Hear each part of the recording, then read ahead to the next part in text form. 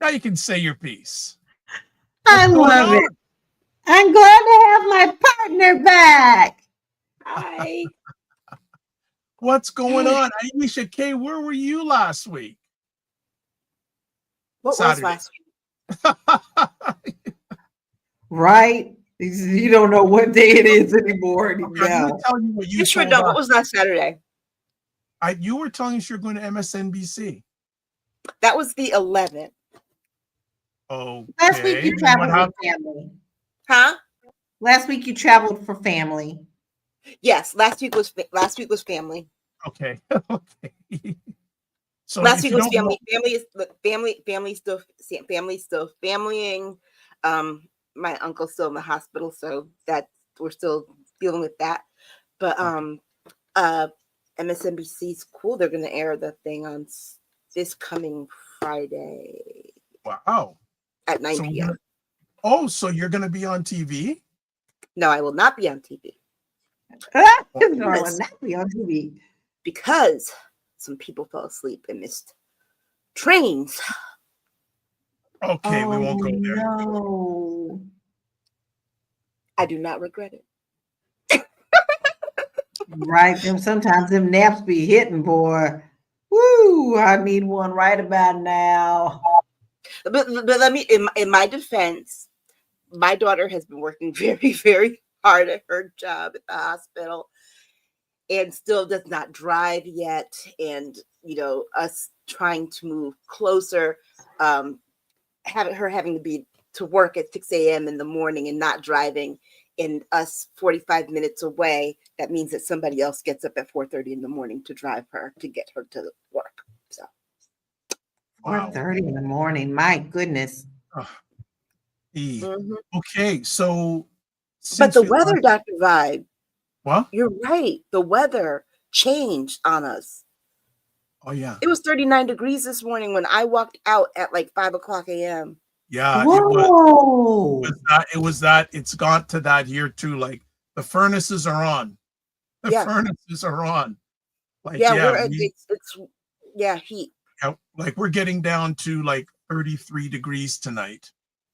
Mm-hmm. Oh wow.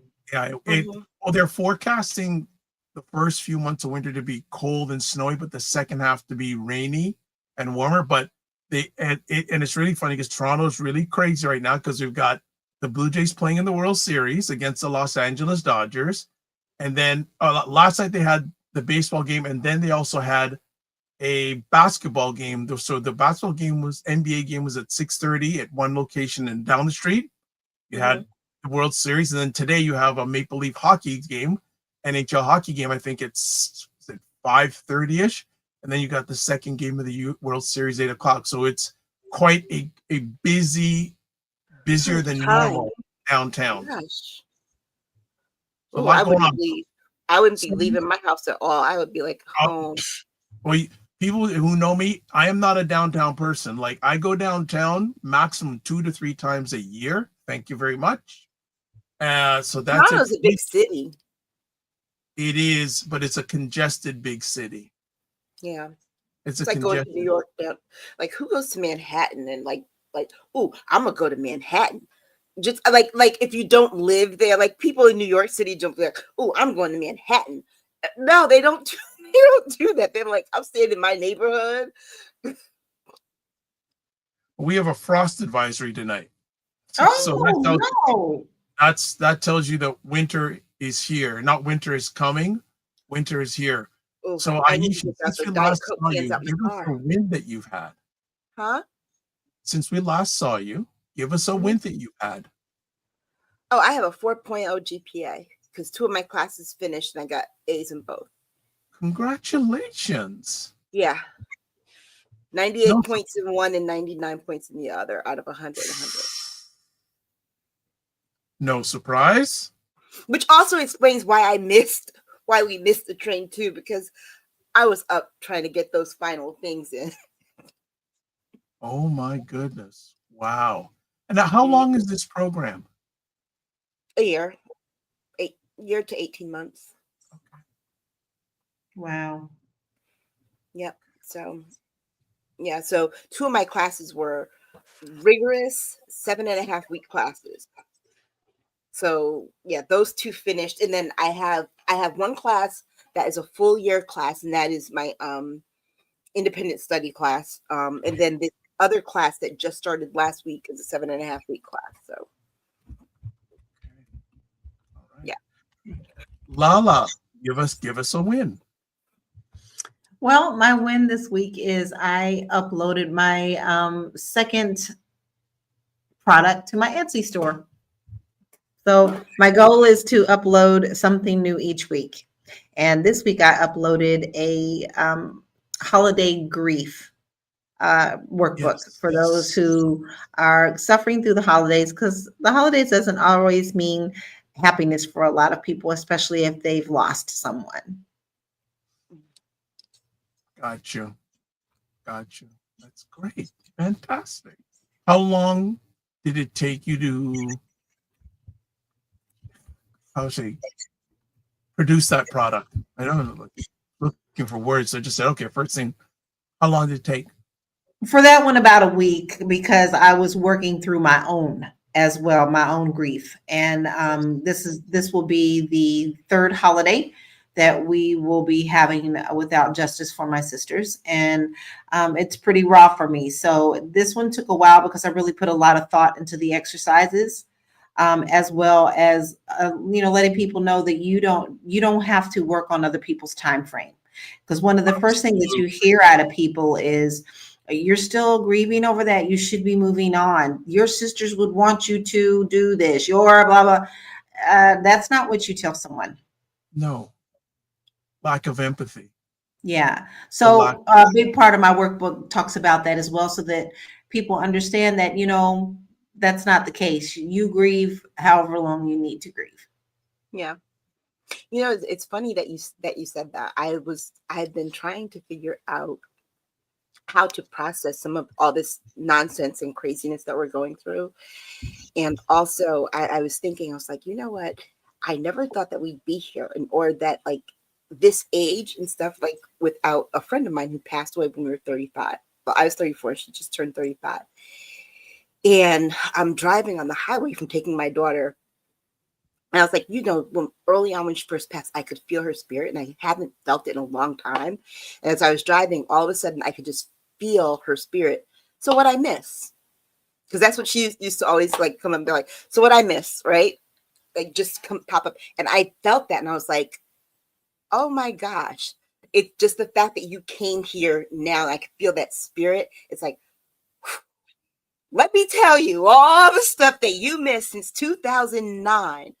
And I actually went back and started putting together all of the things that I would have told her, that what I would tell her, how she would miss. And I actually started putting it in a collection of memories on how I would tell that friend what she missed all this time. I'm actually going to produce that. But the way that I started it was Michael Jackson died. That's how I started it. It's like, because I sat, and it was kind of, I wish I had your workbook, because I kind of sat there. Where would I start? Because it started, and that's what I call it. So what I miss, my first thing, where would I start? So Michael Jackson died. And then I go into explaining why I started there, because I'm not sure she remembers that, because the brain cancer had gotten so bad, and she died a month after he did. Oh, wow. So I'm not sure that she remembered that. So it's like, that's where I probably would start, because that's like the end of our childhood. Yeah. But that's also the end of her journey through adulthood at 35. And then life starts lifing. Yeah, life starts lifing. She missed Trump 1. Yeah. She also missed Here Barack we Obama. are. But listen, she also missed the majority of Barack Obama. Mm-hmm. So I forgot there are so many things, right?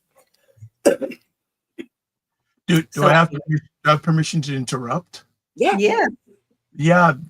I want to stay on this for a few minutes because it's so really important, more important than the rest of the show, to be honest. Oh, God. So a few things for me. First things first, LaLa, it's interesting. I'm going to throw it out to you. I know I'm gonna throw. I would love you to come on the Morning Vibe in the near future, especially during the holiday season, and talk about the grief and also to promote your product, because I myself lost a family member many years ago, many Mhm. years ago, and I can't. I don't want to let go of it, because if Right. I, they were so. It's so important that, and again, not everyone has good times during the holiday season. I lost this person during the Christmas season, and Yes. for many years, Christmas was a very depressing time for me. And you have people, holiday season, and I wasn't feeling it. Right. Yeah. And the thing is, it was at a younger age. I didn't tell people why I wasn't joyous. I kept it inside of me. And Hmm. now with people, now I'm beginning to share it, but for a significant, well, a number of years, that holiday season, and there's still challenges during that season. And then the flip side to that is, there was a gentleman I met many years ago named Robert Leung, who has assisted hundreds and hundreds of men. And when I first met him, he introduced me to something, I may have mentioned it before, called a living eulogy. And I Oh, really? and I said, Robert, what do you mean by that? Doesn't make sense. Living and eulogy. And he said, Dr. Vibe, don't you notice that a lot of times people save the best they have to say for someone during a eulogy? Why aren't they saying it when they're alive? Exactly. But see, it doesn't. That doesn't necessarily make you feel better. And the reason I say that is because I did that with the friend I'm writing about before she passed away. Um, I wrote down everything I would have said, everything I wanted Mhm, to say, and mhm. I was actually going to go and tell her and read it to her, and I couldn't because my job at the time would not let me Mm. to go to the hospice to see her. And so a mutual friend of ours actually went and read it to her.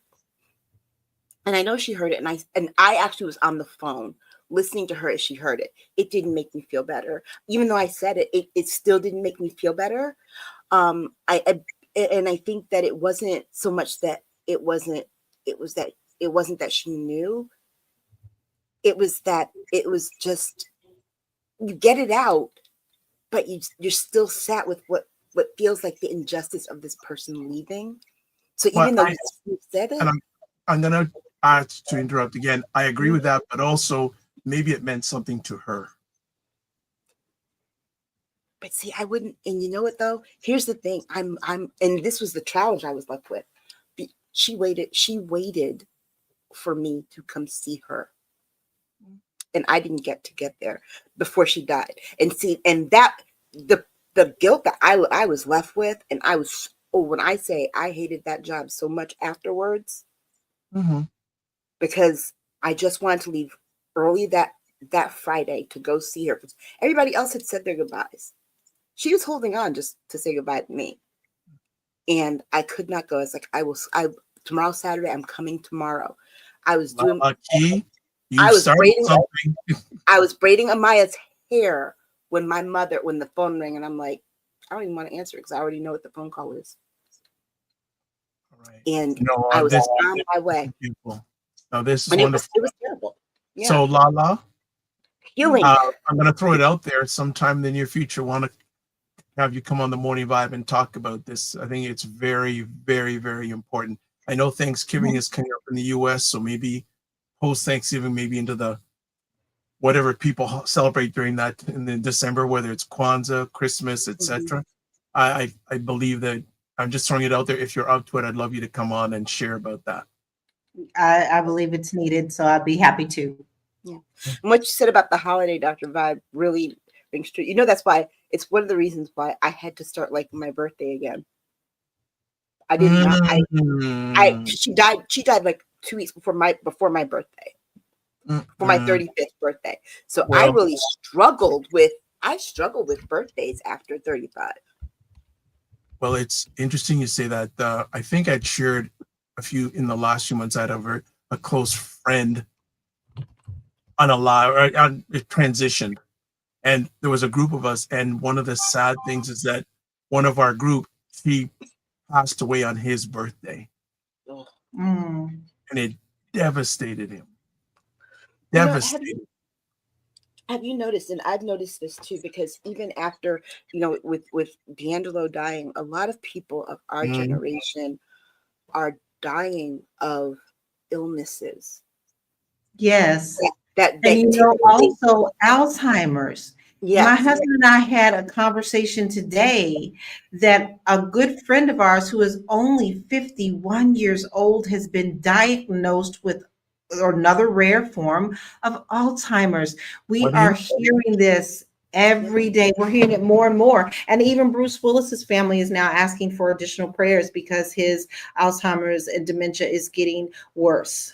Well, Kim Kardashian's talking about she has what, a brain aneurysm, Okay. which I'm kind of like, Well, I bottom mean, line, she announces it to promote a new show, but you know, but she was for also going to everyone become who's an attorney watching too. this live or watching a replay or listening to this, take care of yourself, of your health, and especially have things in order. We're It's hard to do in this country.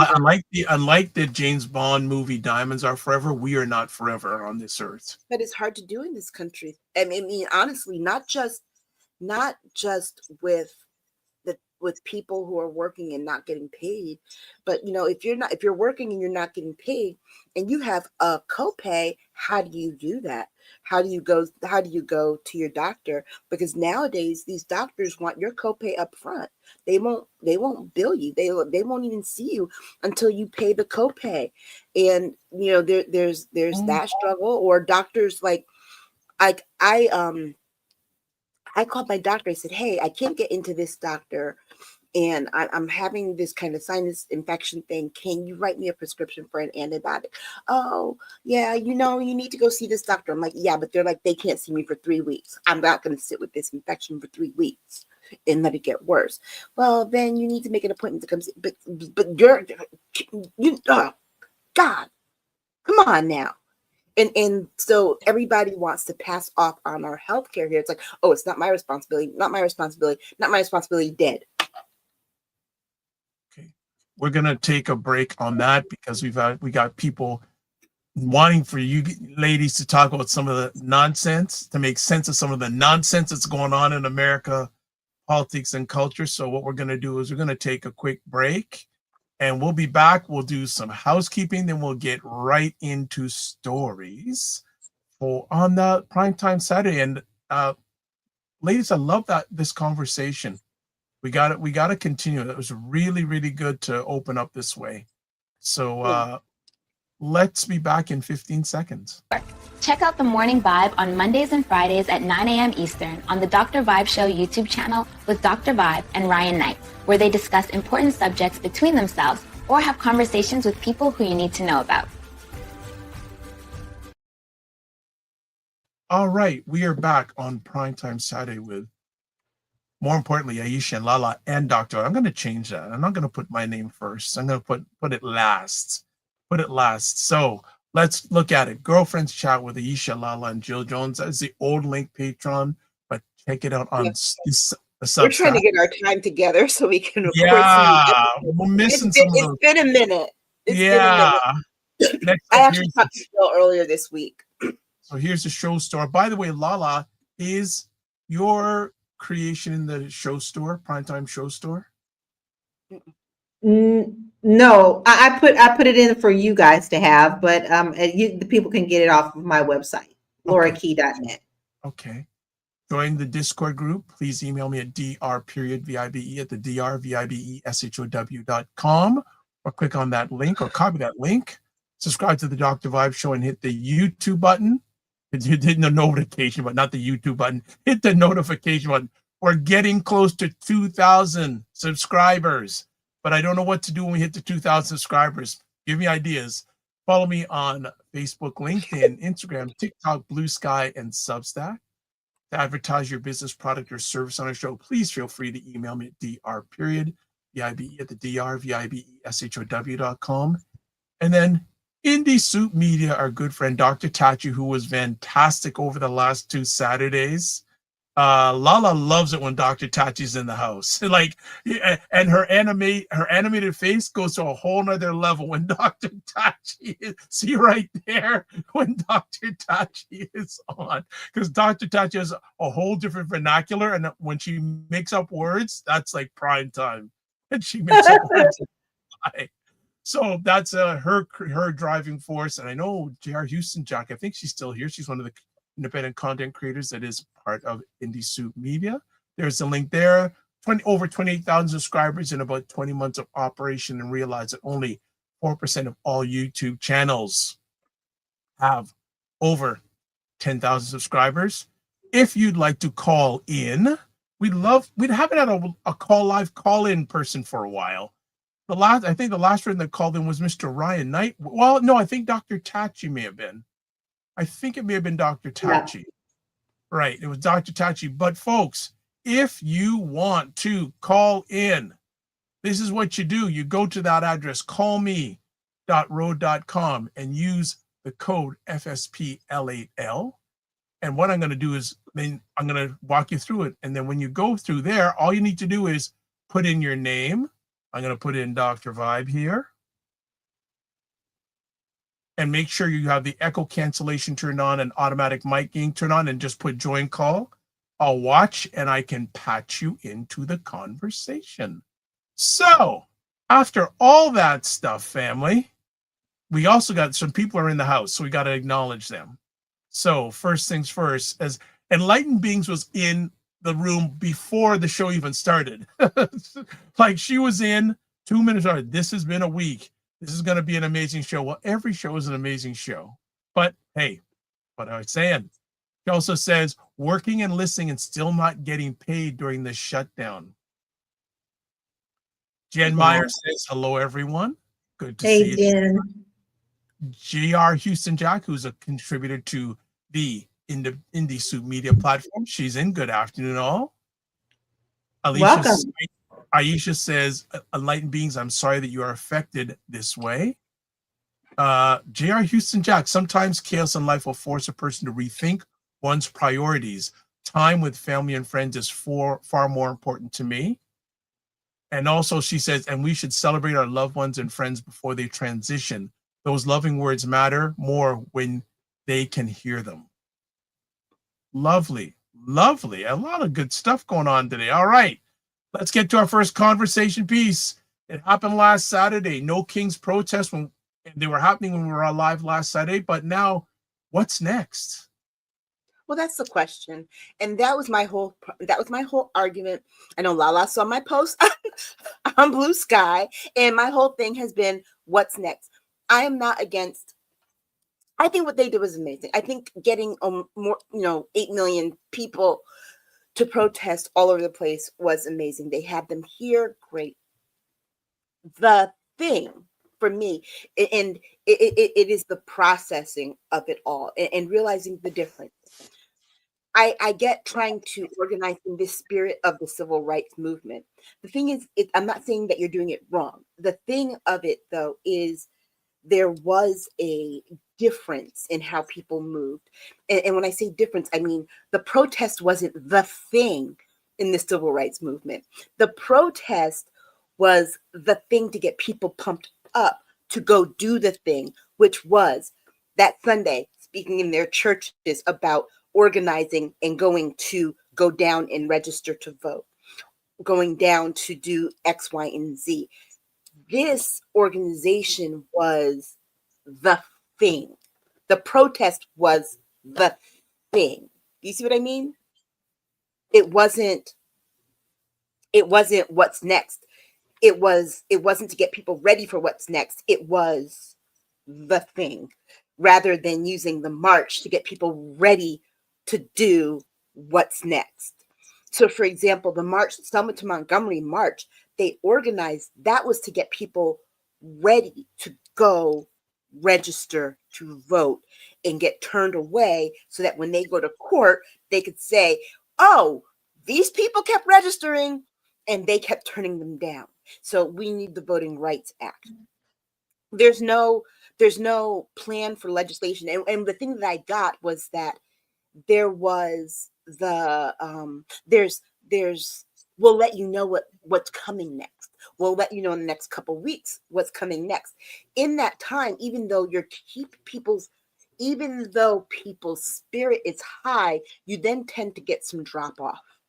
If people don't know what to do next. So, for example, people forget that the Montgomery bus boycott, because of the retelling and whitewashing of American history, wasn't that Rosa Parks was sewing clothes, got tired, and just said, I'm just not getting up off this out this seat today. My feet just hurt too much. That's the way white people have told this story. There was years, almost a decade of organizing. There were test cases. Was it Claudette Colvin in South Carolina had done this before? She couldn't be they didn't want her to be the face of it No, they did not. Because she became a teen mom. Okay, so the person had to be respectable. Rosa Parks had been working in this stuff a long time. Was she tired? Yes. Was she physically tired from working? No. She was tired because of what happened to Emmett Till and was like, yeah, I'm just not doing this today. The impetus why they had to the boycott was already planned, but why it had to go into high gear and move faster than what they had planned was because Rosa Parks got arrested. Had she not got arrested, they would have operated on a different timeline, but she got arrested. And so that propelled this movement. But even if you look at that 10-year period in Montgomery, you have the bus boycott and then the Montgomery to Selma protests, which resulted in the Voting Rights Act. So there's 10 years here worth of constant work toward an end, right? That Selma to Montgomery march wasn't just the thing. The Montgomery bus boycott wasn't just the thing. There was the work between those two things in the 10 years. And that for me was the question that I've been trying to raise. So what's next? What's next? People should have been given things at the thing. This is what you go do. Here's a list of things for you to go do. Here's a list of organizations for you to go join. Here's this, here's that. You have this captive audience, and it's cool. And it's cool that you're saying, guess what? And I'm not criticizing the movement. It's good and well. But here's what you have to go and do afterwards. Like, for example, Black Lives Matter, and I think people also need to take some other things into perspective with this too. You could not have the number of Black people show up to those rallies as you did Black Lives Matters protests, because this man was waiting to go into these cities with the militia and his military and his National Guard. That's the first thing. But the second thing too is that you could not have an abundance of people of color having a protest or hosting a protest like this, dressing up in costumes and have people take them seriously. I mean, there's one of the reasons that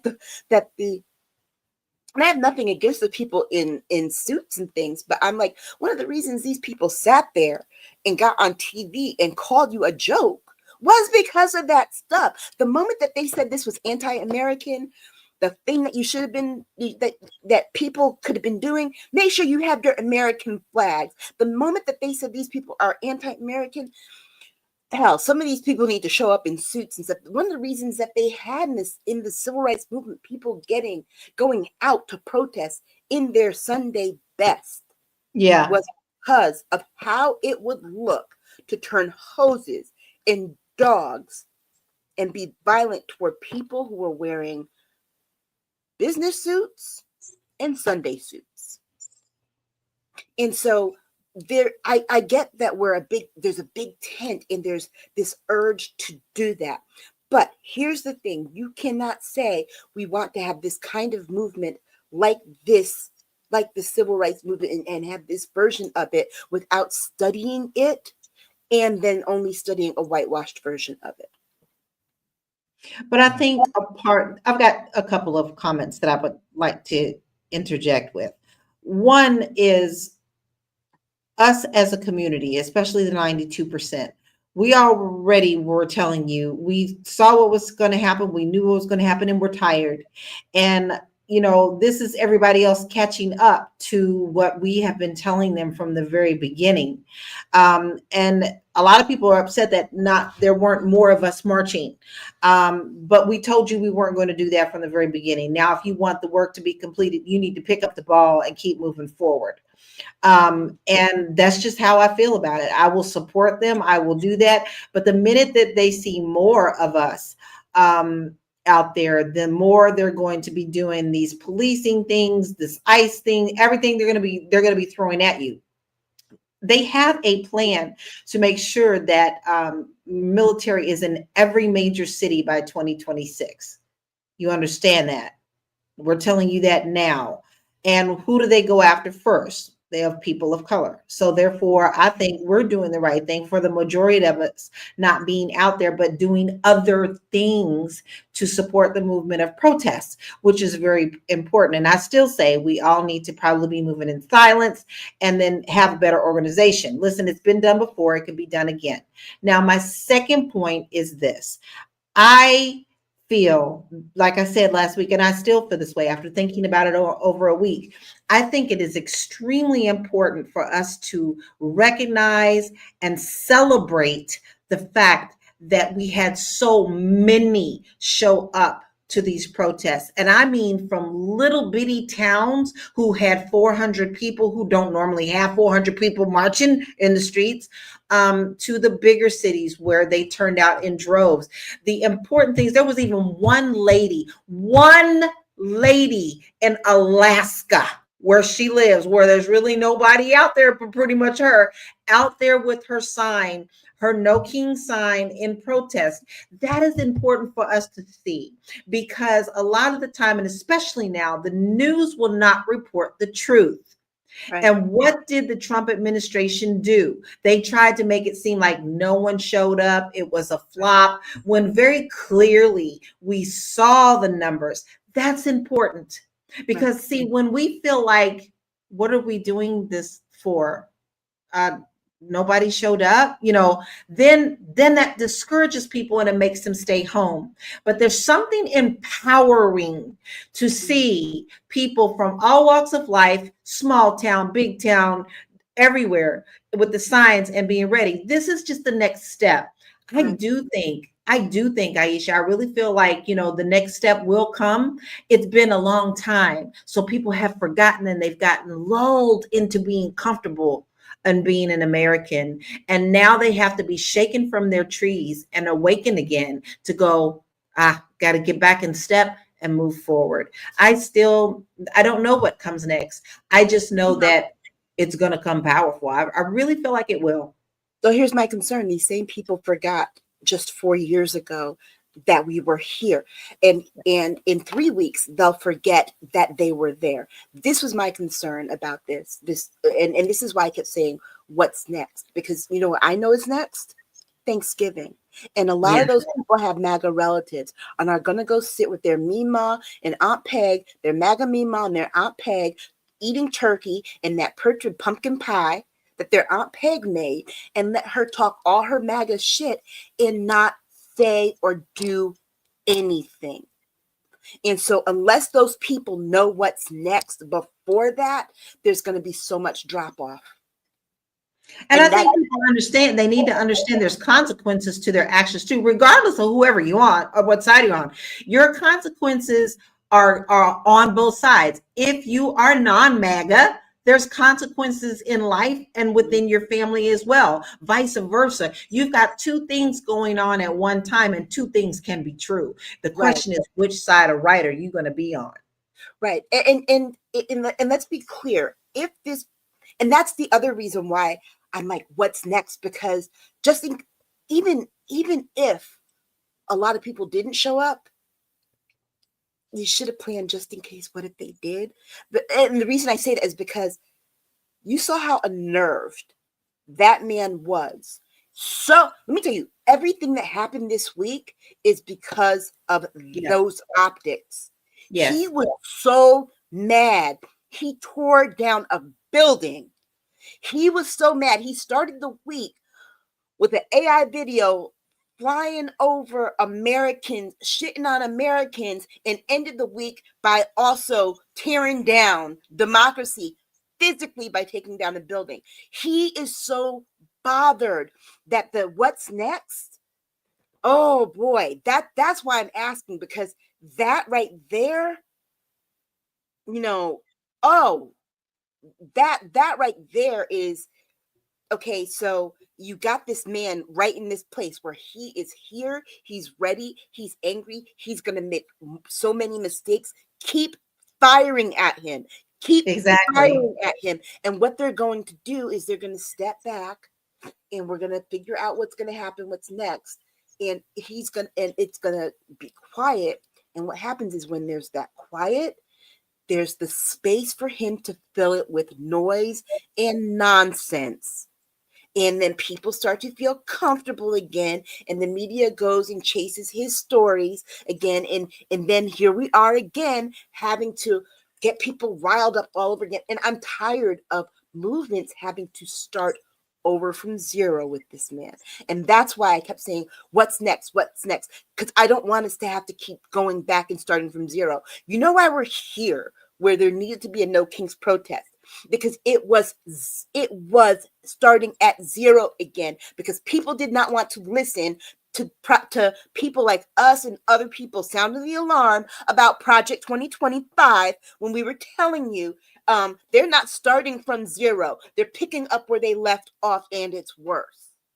So here we are, and people keep starting from zero with this man as if he's not going to do the things that he says he's going to do, or as if he will keep a promise, or as if he can be trusted. So if I have your permission to drop a few things. So J.R. Houston Jack says, Dr. Vibe Show, I'm well. I'm editing videos and listening in. She says, IMO, these No Kings protests are more for white American citizens to commit to start fighting for what they've always taken for granted. These are baby steps for them. She also says Black folks need to share information and support from the sidelines. In order for this country to understand what's happening, more white folks need to get into the streets. And that's why and that's the exact point that I'm making. And that's why the Thanksgiving thing bothers me, because these same people that are like, oh yeah, we're this, protesting is also saying, I am not going to go sit at this table with these people. I don't care how related we are. You voted for a situation that I'm fighting against. You voted for a situation that's harming me and my family. You voted for a situation that's hurting people I care about too. Exactly. That's protest too. Okay. And you know what? And I've heard all the excuses. Oh, but it's my dad. You know what? I haven't talked to my dad since April because he did something that pissed me off. And sometimes you got to do it. You got to do it. Because guess what? Toxic relatives are toxic relatives. And every now and then, every now and then you got to cut them off. And there's nothing wrong with that. Protecting your peace, there's nothing wrong with that. Okay, in the house, Dr. Tachi is in the house, says hello all. Hello, Dr. Tachi. Well, look at this. Regina is in the house. Regina, are you calling in this week? She goes, more white people are getting involved. The Thanksgiving thing is also done better in baby steps. Leah and Ezra suggest we start by boycotting Spotify. And I get that. Just one thing, Dr. Wright, I get that, Regina, that the Thanksgiving thing being done in baby steps, but it's been 10 years. It'd be different if Trump just came out last year and started running last year, and this MAGA thing started last year. Baby steps, yeah, but a decade? All right. J.R. Houston Jack says, hey, Dr. Tachi. Regina says, Leah and Ezra are the founders of Spotify. And Dr. Tachi says, hey, J.R. Houston Jack, hey, sis. And Dr. Tachi says, I'm all for boycotting Spotify. I'm actually. We are. We don't have it, and we're pulling all of our music down. Actually, I'm all in for boycotting every company that has donated to the destruction of the White House. So Which let we're me, gonna get if I have your permission to interrupt, that is something that, why am I forgetting his name now? Scott Galloway has said that look at the impact that small little boycott of Warner Brothers had on them when Jimmy Kimmel, he said, ideally it would be great if it could be an organized boycott for 1 month of all the supporters. That's what he is. Well, you he's know saying. what? Though, here's the thing: the No Kings protest. They're talking about, oh, well, we're talking about boycott. You know what? Here's the other thing that I suggested too. You really want to get in on a boycott? Black people have been boycotting Target all freaking year. How about Yeah. you join that boycott? How about you join that boycott that's existing? Because guess what? It's made such an impact that the CEO of Target had to take a pay cut, but Target is still standing 10 toes down and keeping their Yes. DEI stuff off of it. You join that boycott, white people, and you want to see, and they will make a change. And if they make a change, other businesses will see it too. But no, you're talking about starting some new shit. There's a boycott in existence that already has a major impact that you can join. Period. Pick your poison, because there's many of them. But I've always said, listen, you don't have to be a part of absolutely every daggone thing. Pick the one that is most important to you, because there's a lot of them that are out there. Like, you can't just spread yourself so thin. So listen, pick the one that is very important to you, and then put 10 toes in. No, put 20, put 50 toes down, and stand firm with that. Yeah, and let me be clear. You guys know why the Confederate flag came down from the State House to the ground. It came from the top of the dome. It came to the grounds. That was the compromise. But you know it came from the top of the dome down? Because the NAACP had waged a 10-year boycott of South Carolina, and the NCAA, after years, joined that boycott.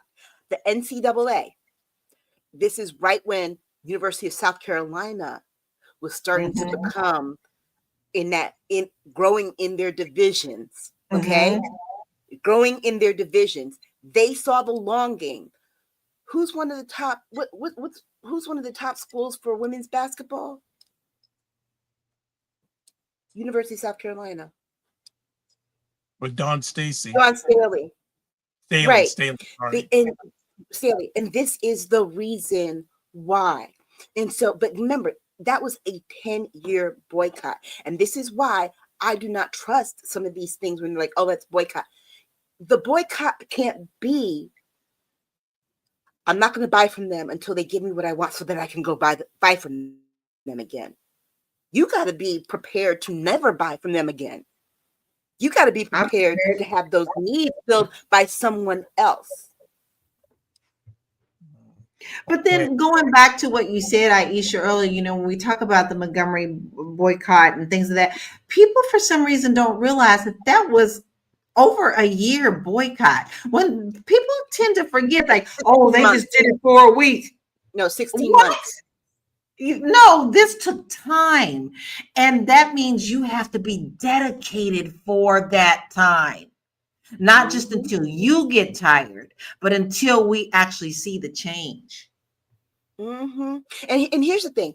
I'm gonna tell you why, and I hate to say it's not characteristic and it's not a stereotype, but I'm telling you one reason why Black people, especially Black women, can hold out on a boycott, because nobody holds a grudge like we do.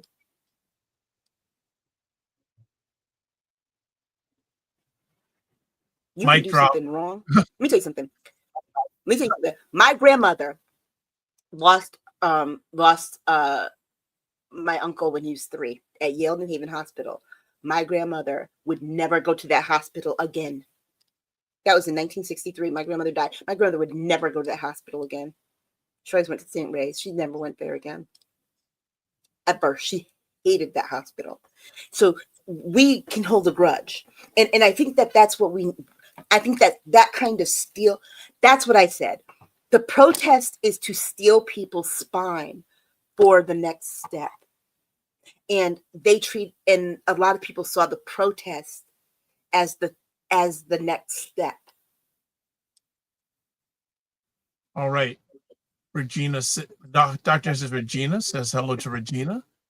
And she also says, me too, Aisha. Regina says, they suggest we boycott complicit corporations one by one and not for a week. Sorry, Leah and Ezra are the founders of Indivisible. Indivisible. Indivisible. Yeah. And then they want them canceled one by one. Dr. Chat says the one thing that will make these boycotts work is that we can't go back. It needs to be permanent state of affairs. Yes, There is agreed. no accountability if we just go back business as usual. Regina says, I've been boycotting Target. They also boycotted Target and Walmart for years. These boycotts are permanent. And she also says, agree, these boycotts need to be serious, just like Dr. King's boycott. And see, I gotta think, because now that you said that Leah and Ezra are the founders, you just woke something in me, Regina, that makes me want to go find out why they are so gung-ho about this Spotify boycott and insisting on that, when the path of least resistance is, hey, Black folks have been boycotting Target. Let's support them in this boycott, because that really is the path of least resistance. It's actually the easier lift, right? Because there has already been a significant financial impact, and you really want to make a big impact. Target is actually going to have a bigger dent put in it 3 weeks before Thanksgiving and Black Friday than Spotify. Spotify is not going to give a shit if you boycott them before Black Friday. Because baby, Spotify has done everything that they needed to do to dupe your music, so they don't care.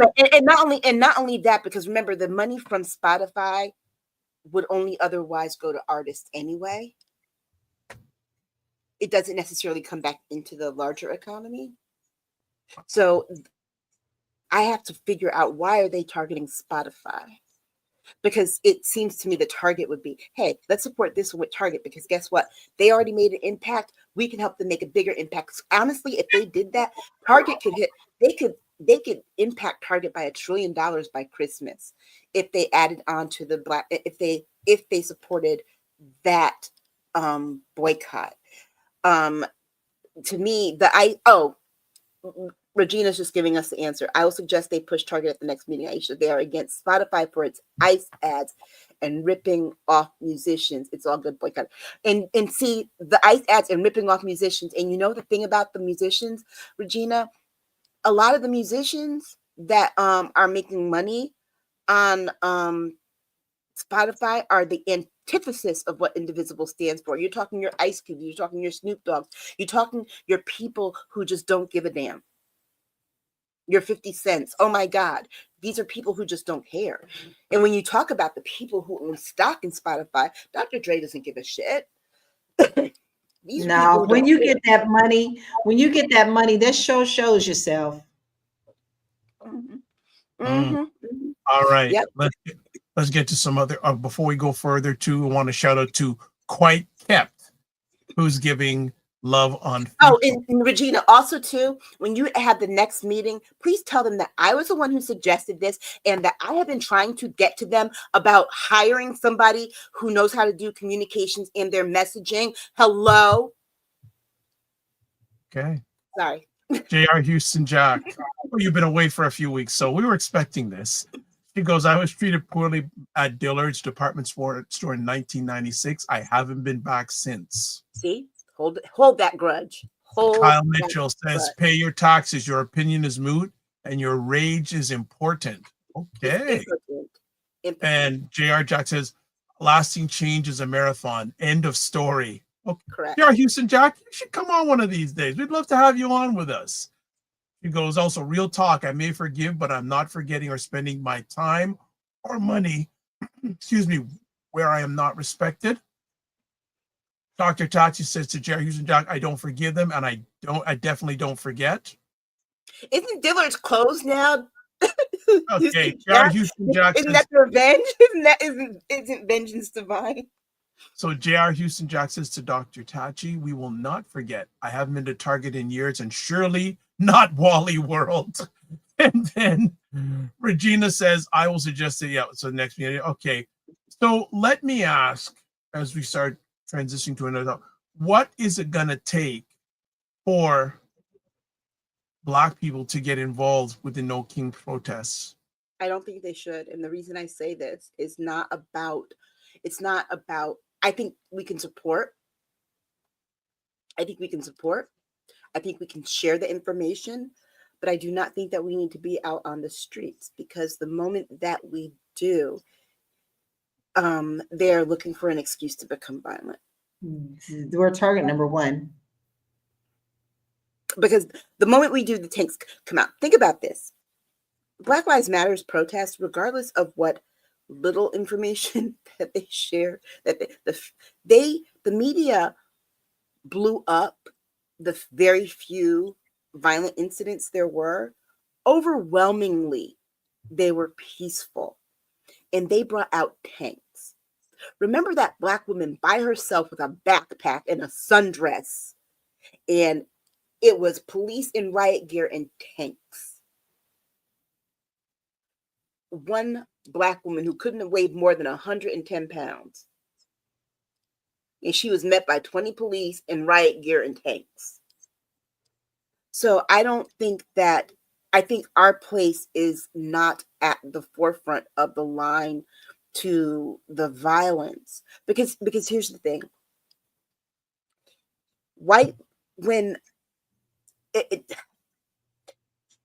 And this is one of the reasons why some of the protests played the way that they did in the news media. When white people see other white people brutalized on TV through state violence, it does something to them. So, for example, if January 6th had happened and it had been Black and brown people, there would not have been the kind of shock and awe that there was among white America. White America would have been, oh my gosh, they would have been okay with seeing police out there and all of that, because it would play to their fear of Black crime. But seeing white people out there behaving like animals isn't something that they're usually exposed to. You ever notice how whenever there are those riots after sports events and it's nothing but white people, you only see like a 6-second clip, if ever? Because when they see it's like, oh my God, we don't act like that. But seeing that prolonged on TV for January 6th, Different ball game. it was a different ball game for people. And the media shock and awe is like, everybody was just like, what are we watching? This doesn't happen. And the fact that people are like, this doesn't happen. And you have Black people think, no, what are you talking about? We experienced this kind of violence from white people in the 60s. That kind of violence that you saw there, that's what people experienced when they tried to integrate schools. I bet you that's exactly what it looked like outside Central High School when Elizabeth Eckford tried to integrate and tried to walk into that school, and all those white people were out there, and it was just that one little Black girl.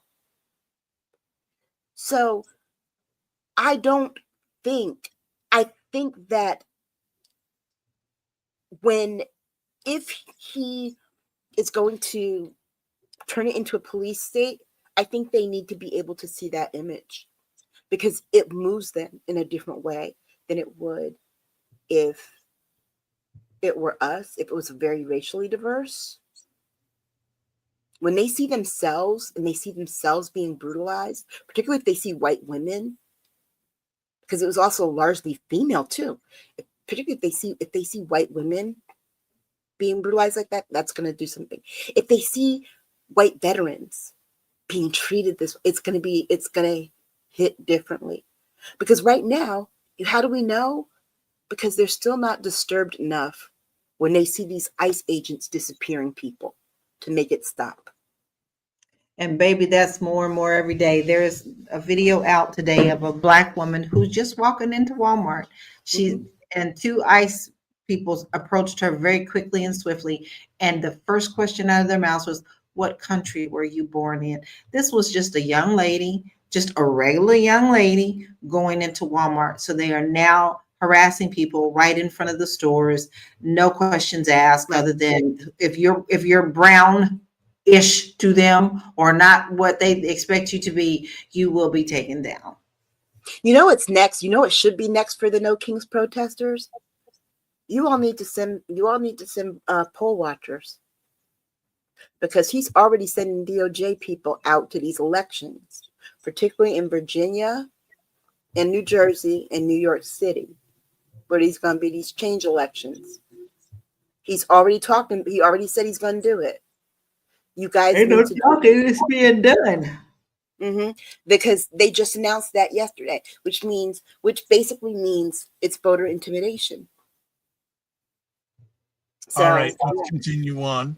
So Regina says, Aisha, I will definitely pass on your message with passion and conviction. J.R. Houston Jack says, I agree, Black folks should not get involved. They're waiting for us to come outside. She also says, no kings is for white folks to recognize. If they want democracy and all the privilege they've enjoyed, they will have to fight for it. She also says, facts, Aisha. April, good to see her. She says, boycott Black Friday. And then Aisha says, yes, there needs to be poll watchers because, as usual, they will try some funny business and thievery. Oh, yeah. I mean, they're already, look, as it is, they're already trying to do that. See, Dr. Tati reminded me, they're already trying to do that stuff in Florida right now with DeSantis's wife and all that nonsense that they're trying to. I mean, it's just, put it this way. I made this post and I don't think people realized it. I don't think people realize the reason that they did the gerrymandering of Texas is because they had to steal the state. Yeah. Because that state is, I have to check the map again, but I believe I'm correct. That state is the first state in the country to be a majority minority state. Yes. Texas is 60.5% Black and brown and other. All right. White people make 39.8%. That is why they had to gerrymander that entire state. And that's in every state. And see, that's the other place. You need to watch where the No Kings protest. What's next? That's what's next. Your organization in these states that are about to become majority minority states, and it happens to be the whole Bible Belt. Any state that has 30% or more already Black population, they also have a Latino population that's coming very close. Keep that in mind. Okay, last two comments from the audience family before we move on. Regina says, Black folks have been in protests in New York City, but I agree they should hold back. Let the white people lead against the fascists. Also, Dr. Tai says, as I would say, I've never seen a group of people so intent of making AIDS of their presidents. And then Regina goes, poll watchers, a state election does not need federal oversight. BS, I'm a poll watcher already, but it's a little town. And J.R. Houston Jack says, you're correct, Aisha. I'm a Texan and we see it.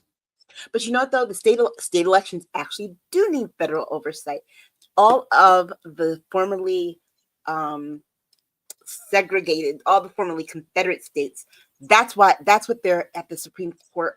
That's what the Supreme Court is hearing now with Part 2 of the Voting Rights Act, is the part about the federal oversight of those state elections, because those states have historically disenfranchised their Black and brown voters.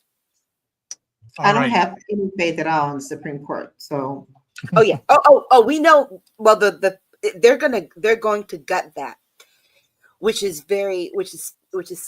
But here's the thing.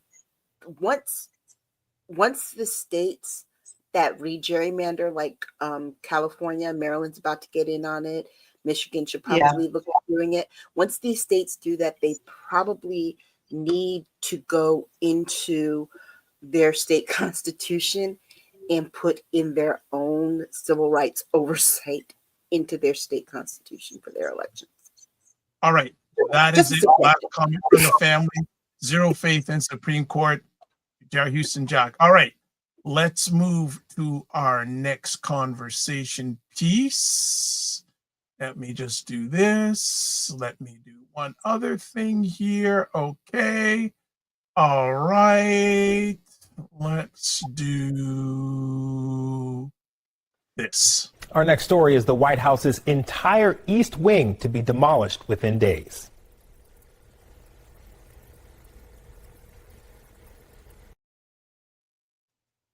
Well, Happening 45. already. It's not demolished. It's dead. It's gone. It's gone. It's gone. Thoughts? Well, I mean, this is what happens when you have someone who's unstable, when you have someone who it's obvious this part wasn't planned.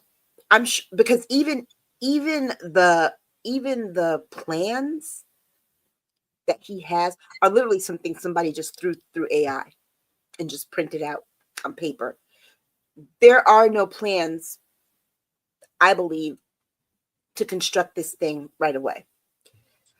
First of all, I'll tell you why. Because anyone who lives in any place from DC up knows that after October, the ground starts to get cold. And if you live in a place that snows, it freezes. Nobody lays concrete or a foundation starting in November, December months to start building. Nobody builds over the winter time. Okay? So just keep that in mind, first of all. But the demolishing of that building to build a ballroom that's going to be bigger than the White House itself. White House, 50,000 square feet.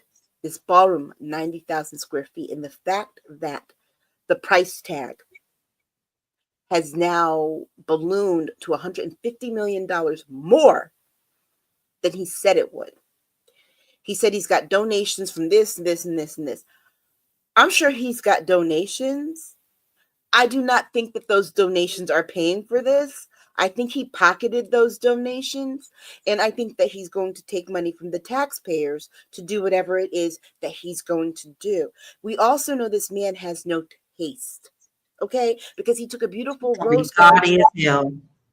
He took a beautiful rose garden and turned it into an all pan. Remember that all pan? The yellow looks like a pawn shop. Right. It looks like a cafe outside of a cheap coffee shop. So there's and nobody uses it, right? And the umbrellas are always closed and all that stuff. And so I think the doing of this was a way for him to announce what he's going to do with the money.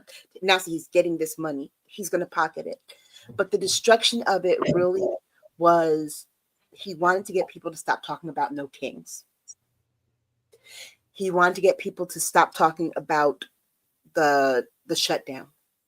He wanted people to get people to stop talking about the Epstein files. And you know what else happened this week? Virginia Giuffre's book came out Tuesday, which meant the Epstein files would have been front and center more if he hadn't done that.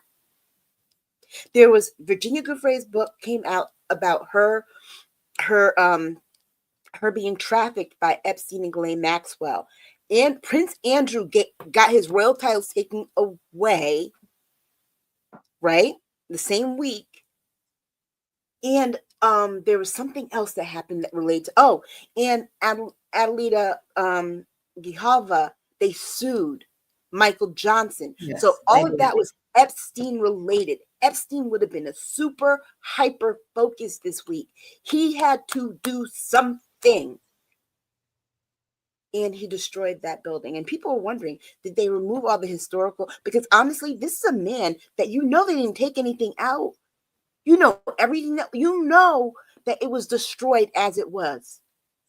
The Historical Society, I can't remember what the official White House Historical Society said. They came out and documented and cataloged a lot of things, but that doesn't necessarily mean they got it in their hands. They said documented and cataloged.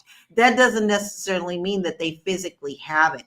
And let's not forget what he's building under this ballroom. Well, no, It is what's a already under it is massive the bunker. bunker. No, Right, the the bunker is already under it. And Oh, he's planning on expanding it. he's planning on expanding it. There's a bunker already under it. But here's the other part of it too. And just like you said, LaLa, the with them cataloging it, if he had already arranged to do this and they were supposed to get things, they would have known that he was going to. Nobody knew. And the fact that his tone deaf, dumb of a press secretary who's 28, and it shows, well, he's just focused on this right now. Shut down. People, food banks are running out of food. 42 million people won't have food assistance in a few days. There are people who are working jobs that are not getting paid. Okay. I you know what I feel like? I feel like every government worker, if you're not getting paid at this point, I feel like no one should show up to work on Monday. What's he gonna do? Fire everybody? Let the whole government come to a halt. Nobody gets on a fucking plane because there's nobody working TSA. Nobody gets anything. You know, all the people who work at HR, congressional office, they're not getting paid. You know what? All the people that pay Congress, they're not getting paid. If you're not getting paid, Congress isn't getting paid. Shut down the damn offices. Nobody gets anything. Just everything. Because you know what? Here's the thing. You know what got this man's attention the first time during COVID? What got people stimulus and got people assistance, and he had to go to Democrats with his tail between his legs and say, "Can you help me get out of this?" The world, the country came to a grinding halt because of the pandemic. Nobody did anything. Everybody was inside. Nobody was doing anything. Nobody was working. I think we need to do that again. Because I think people done forgot what it's like when nothing is open, nothing is working, and you can't get things done. Period. All right. Because people are starting to remember what it was like having him the first time that they're showing up to protest. Let's really remind them what it was like after he destroyed things. Got permission to drop. I'm going to give some content. I've got a question for LaLa.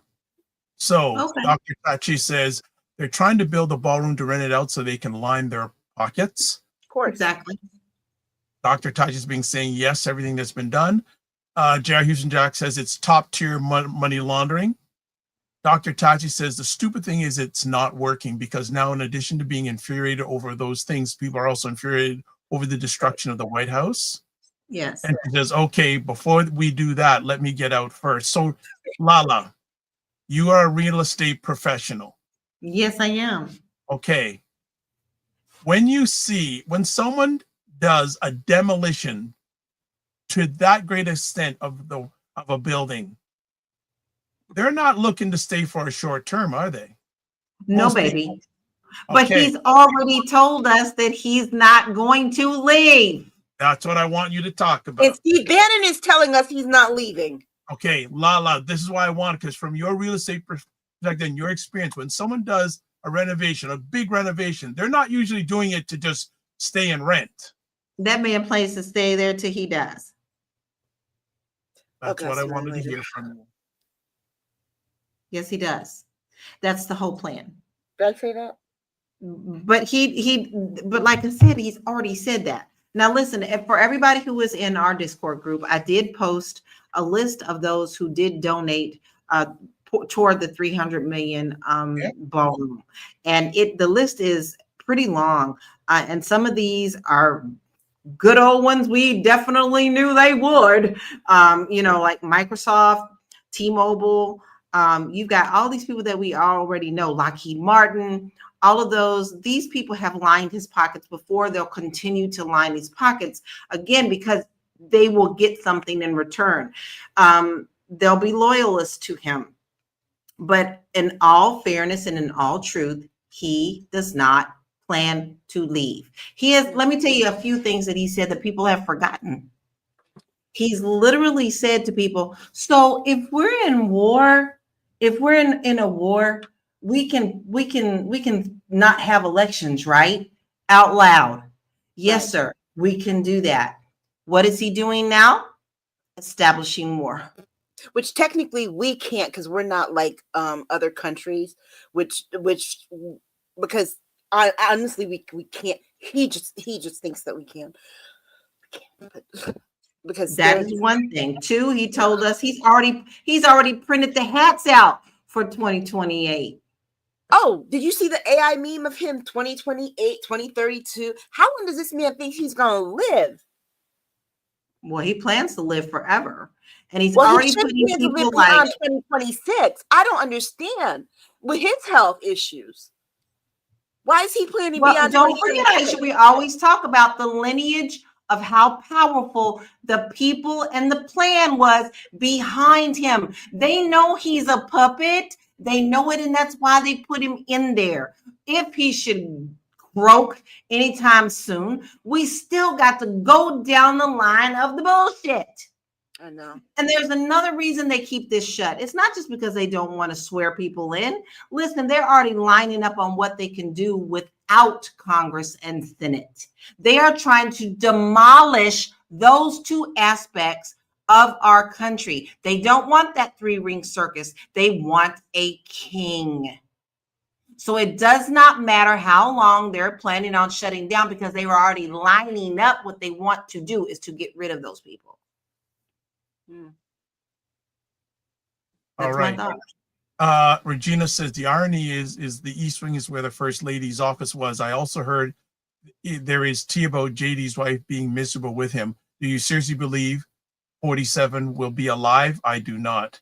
JR I Houston, also don't believe that, look, I also don't believe that JD Vance will be there either because not enough people like him. If we Not think enough that people Trump is a support puppet, Trump. JD is a serious. I have never seen such. I don't even have a word for how ignorant and the audacity of him to think that he is someone important because No. he is nothing but a pawn. No, here's the thing, and it's not even arrogance, it's stupidity, right? Yeah. It's arrogance that leads to stupidity because honestly, if JD Vance was a smart man, he would look around and be like, not one of these likes me.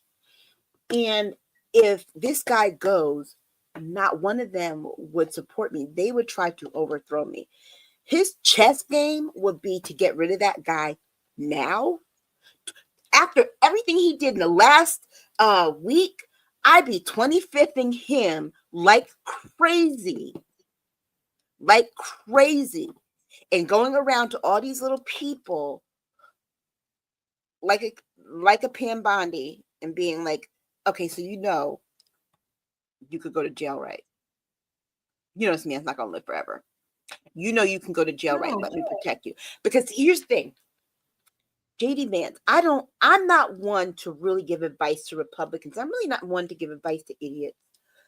But JD Vance, I advise you to go study probably the most consequential, the most scary, downright scary shadow vice president this country ever had. And that is J. Edgar Hoover.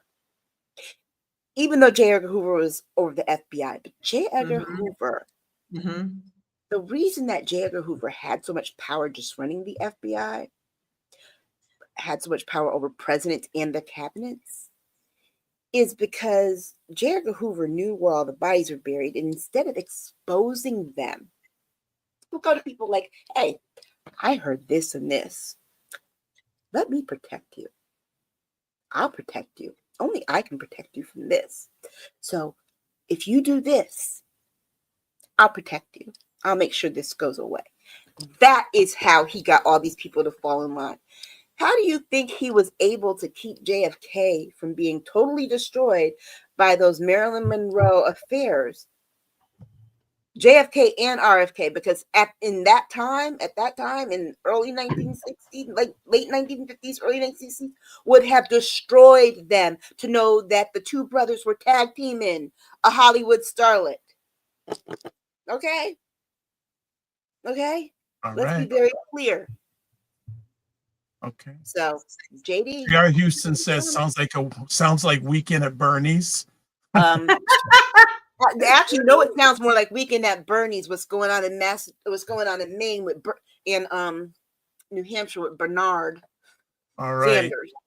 Sanders. So Dr. Tachi, laugh emoji to J.R. Houston Jazz. Regina says JD utterly immoral. He reminds me of Z-League in that Woody Allen movie. J.R. Houston Jack says to Dr. Tachi, I know you appreciate a good movie reference. And Dr. Tachi says back, yes. And Dr. Tachi to Regina, yes. And Regina says, Dr. Tachi or Nowhere Man in Yellow Submarine.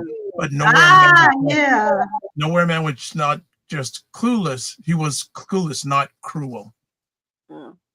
Yeah, these So people are just more like cruel. But here's the thing too about the East Wing and him demolishing it. It's more than just it makes you wonder some other things. Who's the East Wing for and who worked there? The First Lady. It tells you more about how his marriage is falling apart too than anything Don't you else. love those photo ops now? I mean, she looks so stiff when she has to kiss him. It's so staged. But it tells you, but guess what? If they tore down the East Wing, which is where which was basically housed the First Lady's offices and all of her staff. So where does our First Lady work? She doesn't. Right. So basically it tells you that he is in DC by himself. We basically have a president that's not really married. Could you imagine if Barack Obama and Michelle Obama had this kind of marriage? The stuff people as it is now try to make it seem like, oh my God, their marriage is falling apart. Every time you turn around, oh my God, they're about to get divorced. Well, people have been trying to get them divorced for almost 20 years now, right? But nah. But everybody thinks it's just fine that Melania is out here going on vacations with her little boo thing. Like it's all good. And that's how presidents are supposed to be. But yeah. Well, we'll move on to our next conversation piece, but we got two more. Regina says, that's what I meant by, quote, ironic, unquote. It shows she ain't part of the scene and she does not want to be part with him. But Regina, just make a note of this. You will start seeing more of her because her documentary that Amazon paid $40 million for is coming out in January. So you're going to start seeing more of her. She's got to promote it. Suing her? Isn't somebody suing her over it though? Yes, oh, yeah, Michael Wolff. Michael Wolff. You know how I feel about him. Yeah. Right. Dr. Tachi says to Regina, exactly right. And Regina says, I remember when Obama added a few lines and hoops to a tennis court and Fox News went insane. So there you go. Look, who did that to open it up for kids in the community? Donald Trump did this so he could tell Putin my room's bigger than yours. So there you go. All right. So let's get to our next conversation piece. And here we go. Panel Trump insists he can strike alleged drug traffickers without Congress declaring war.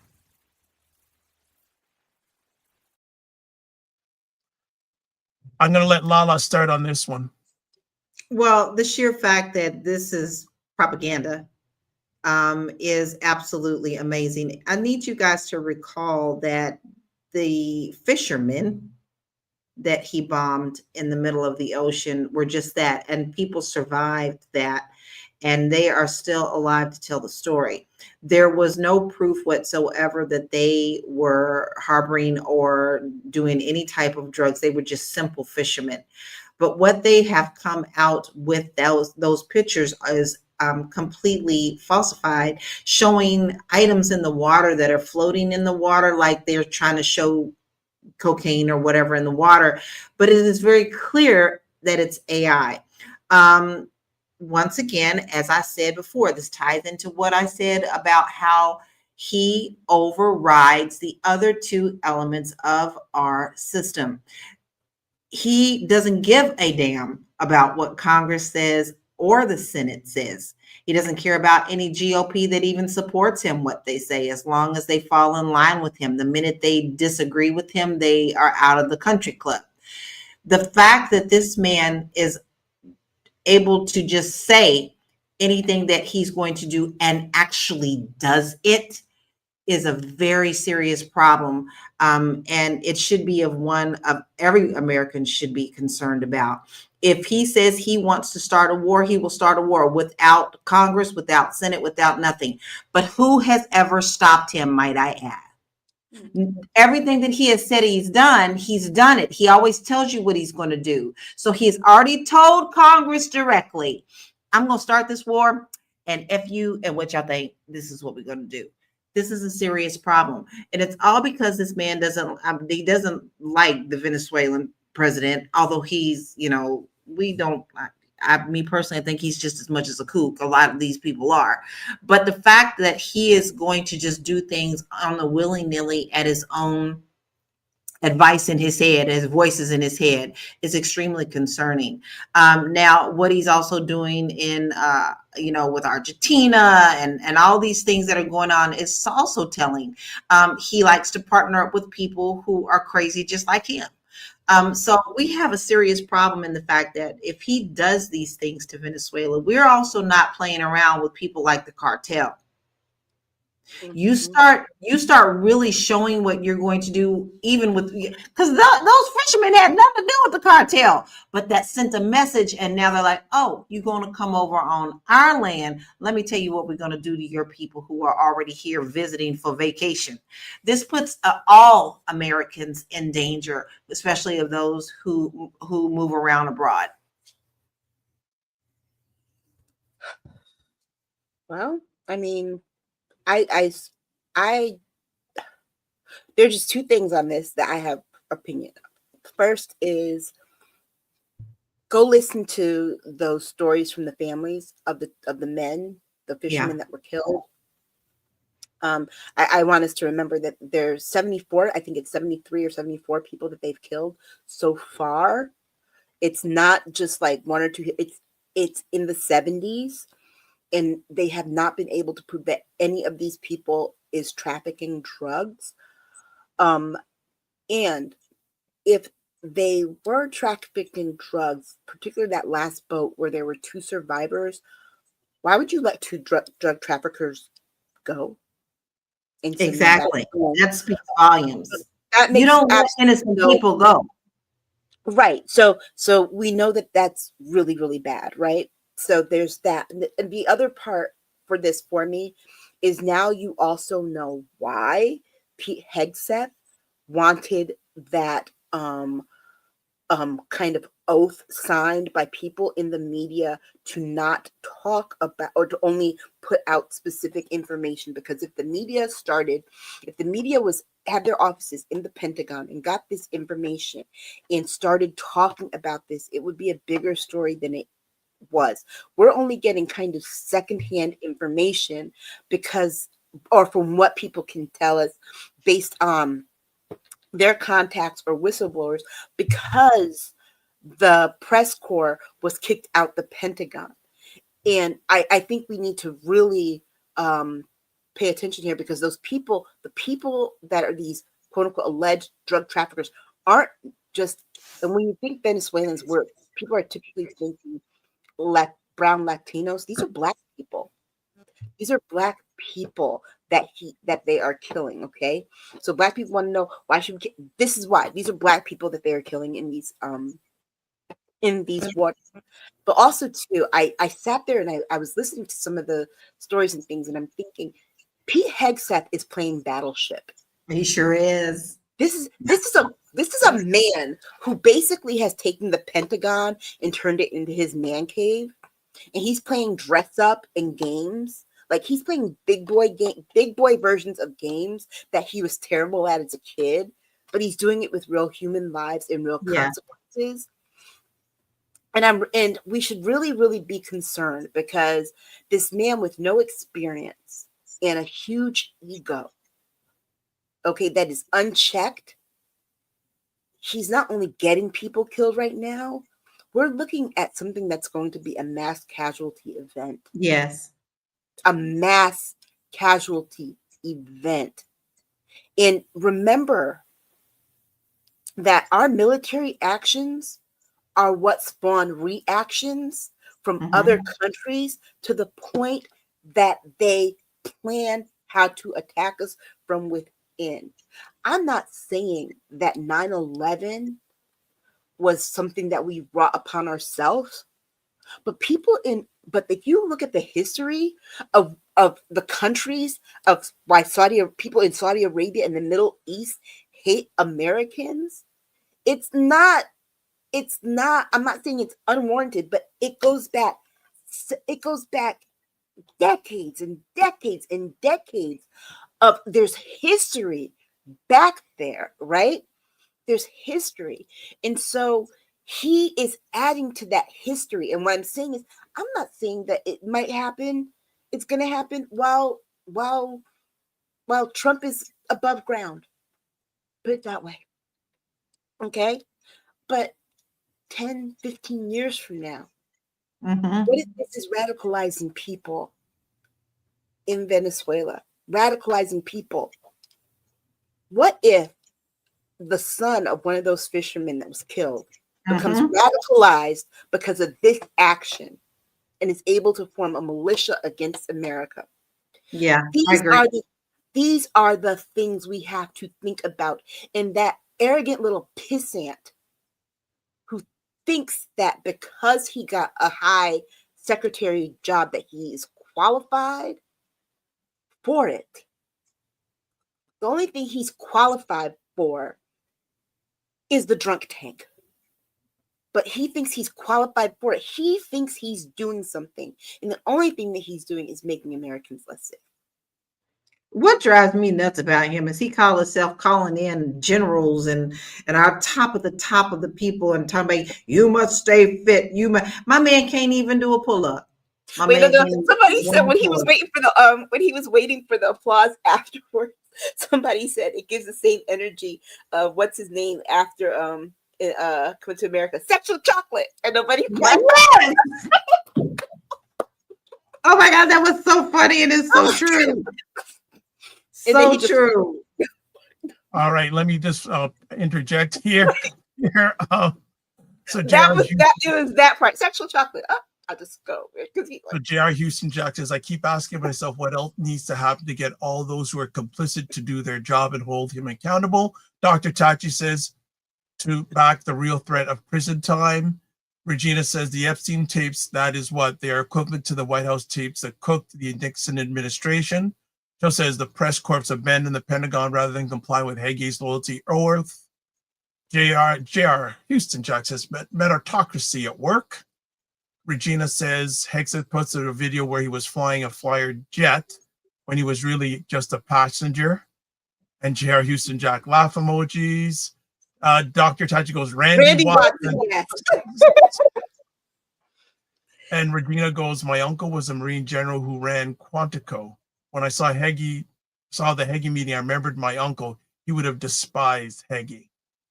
Well, I mean, here's the other thing too, is it's like, I bet you that man does a better keg stand than he does pull up. Because you're talking about fit and all this other stuff. It's like, well, you know what, dude? Tell us about. He's claiming I don't know what. You tell him general. No, tell us about fit and being in shape when you tell your boss to walk on a treadmill and stop eating all them damn hamburgers. Then you're gonna talk about the generals being fit. How about the what's-it-called in chief? None of them. Absolutely none of them. Because guess what? If he was fit, he wouldn't need all these damn AI pictures of him with pecs. Trump's body has never been fit, even when he was thinner. Okay. And you know what's so bad is that it's not like it's like, dude, you made so much crypto money. It's not like you can't buy that stuff right now. You know what? Actually, if you want that body, you can have it. Leave the presidency, find a doctor willing to operate on an 80-year-old man, and get all that plastic surgery and leave us the fuck alone. Hell, I'm all for that. I support that. Hell, I might even pay for it. Get the body you want at 80. I am all for that, but leave us alone. Look, maybe that's the petition that he needs. You know what, dude? You will look so much better. I think we should support him going under the knife and getting the body that he wants. We can't hear you, Dr. Vibe. 2 more comments, and we got fit. Dr. Jen says fit, not when King Midas has a prescription for Big Macs. And and military, Regina says military full warriors are more common than you think, and they are detested by real soldiers. Yes, yes. Oh, yeah. All right. People don't understand there is a military code. And a lot of the thing is military don't speak it out loud all the time. They fall in line. They know what they need to do. And we have to also understand that there was a top military general who actually said to people, like, you know, you're sending us to Seattle. Our job is for the Constitution. We will be protecting the protesters. No one talked about that. That got buried really deep in the news stories, and Trump was furious about it.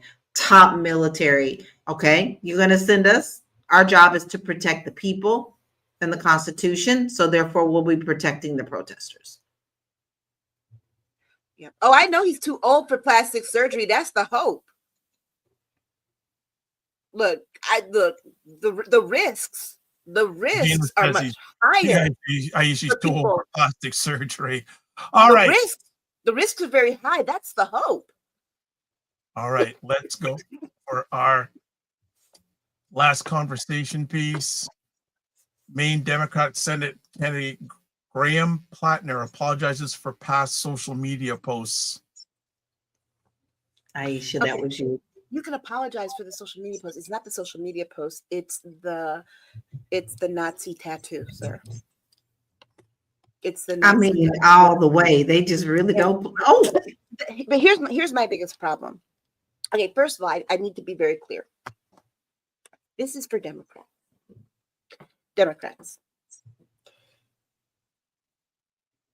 He's a primary candidate.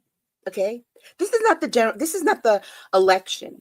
Okay, he's running in a Democratic primary for the Democrats to find a candidate to unseat Susan Collins.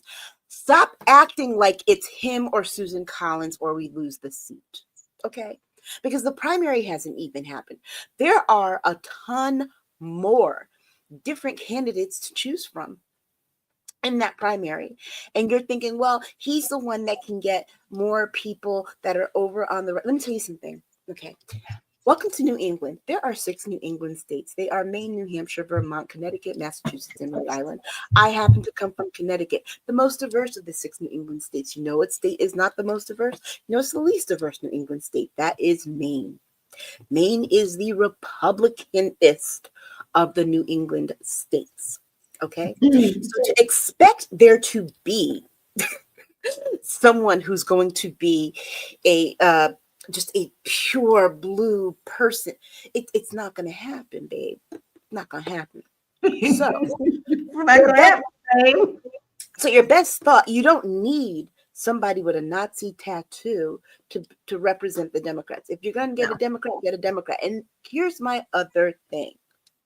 Please stop listening to Bernard Sanders. Because if Bernard Sanders was giving advice on Democrats on how to be Democrats, he'd be a freaking Democrat. Bernard Sanders, let me remind you, is an independent. He can't even run as a Democrat in his own state. Because if he was that ballsy, he'd be about that life and be a Democrat in his state of New Hampshire, but he's not. He only borrows the Democratic platform when he needs the infrastructure and the money and the support to run for president. Okay? And I'm going to tell you something. This is how I know this about Maine. When I was in college, I went to school predominantly white in the city of New Haven, which is predominantly minority, but it's also in Connecticut. And I met this girl that was from Maine. She didn't realize that there would be this many Black people around in the city. But I was one of like 20 some odd Black students in a campus, about 2,000 or so. She's a very Republican, but I remember how she was, but I also remember things that she told me about people from Maine. This guy is no different.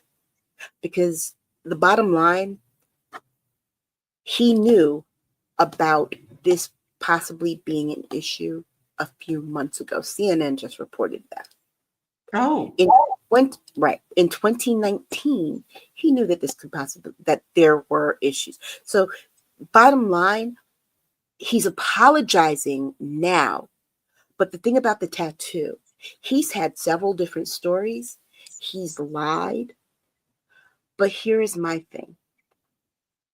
If you are a white Democrat and you are sitting here and you are saying to Black people and brown people that you are blue, even if he has a Nazi tattoo,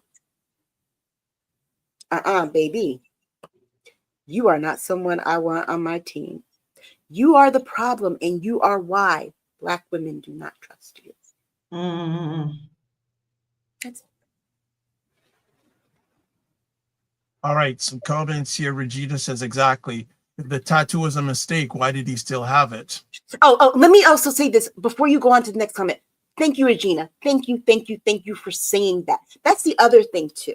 I want to be very clear, because as a person who has 3 tattoos, and I know other people who have ink, you don't get that tattoo by accident.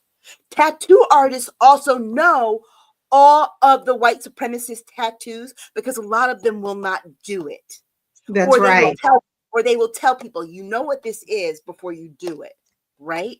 That's the same thing with anything that's written in another language.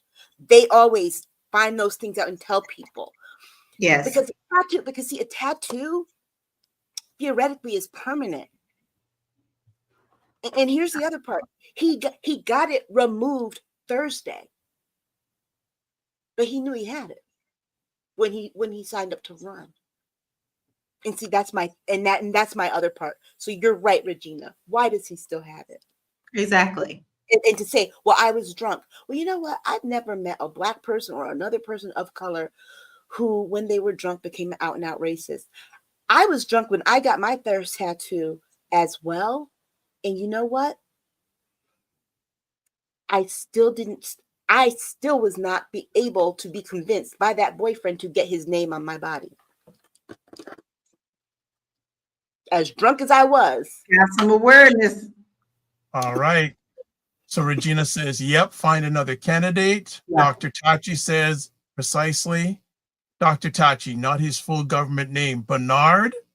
And then says, Regina says, my friend taught at a college in Maine. When I visited her, it was a super scary white world. And GR Houston Jack says, that part.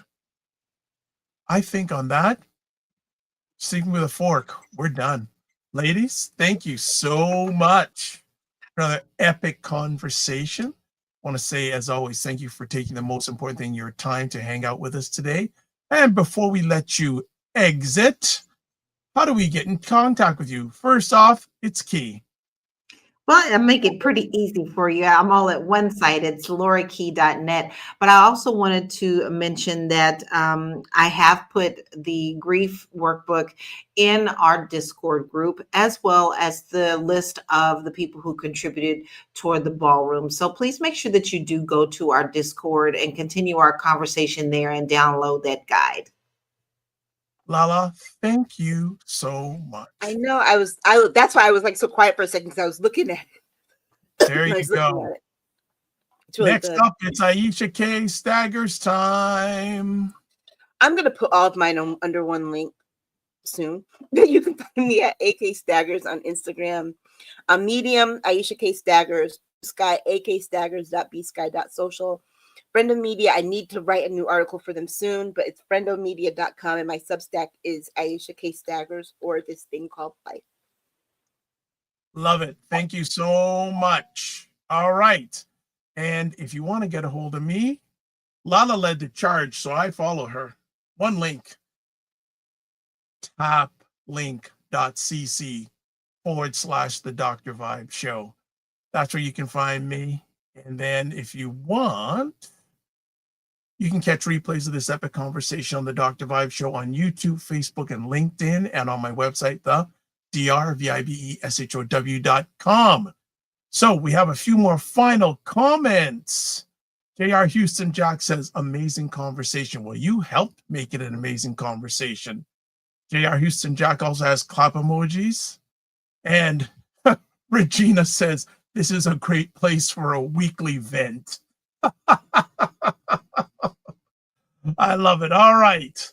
So let's finish it off here. As always, we like to say it this way. Live your life as a dream. If you can dream it, you can make it. Sometimes you have to get smaller, get stronger, block assumptions, aim bigger, aim better, aim higher, aim wider. Love, faith, and respect. Don't just manage your time, manage your energy. Remember to give yourself grace. And if you're not making money, make history, but try to do both and make it better. God bless. Peace be well. Keep the faith and walk good.